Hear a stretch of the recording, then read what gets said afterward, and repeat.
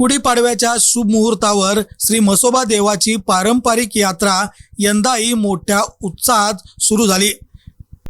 सालाबादप्रमाणे या यात्रेचा प्रारंभ भक्तिमय वातावरणात आणि पारंपरिक विधींनी करण्यात आला। यावेळी देवस्थान कमिटीच्या वतीने लक्ष्मी मंदिर शहापूर येथे मानाच्या शासनकाठीची पूजा करून ती विधिवत उभे करण्यात आली। त्यानंतर शासनकाठीचे पूजन करून यात्रेला औपचारिक सुरुवात करण्यात आली। परिसरात ढोल ताशांच्या गजरात आणि भक्तांच्या जयघोषात उत्सवाचे वातावरण निर्माण झाले होते। शासनकाठीची पूजा इचलकरंजीतील उद्योजक सुनील पाटील तसेच ओमकार ऐश्वर्या स्कूलच्या अध्यक्षा सौ वैशाली साळी यांच्या हस्ते संपन्न झाली।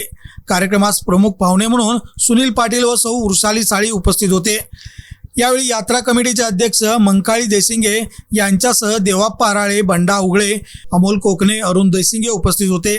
तसेच देवस्थान ट्रस्ट शहापूरचे खंडू कांबळे, सागर कांबळे, गणेश कांबळे, सतीश कांबळे, सुरेश कांबळे, गौतम कांबळे, संतोष कांबळे, विलास कांबळे, सुधाकर कांबळे, सुनील कांबळे, पंकज कांबळे, महेंद्र माने, सुधाकर कांबळे, मुकुंद कांबळे, सुधीर कांबळे, भीमराव शहापुरे तसेच पुजारी रवी कांबळे उपस्थित होते।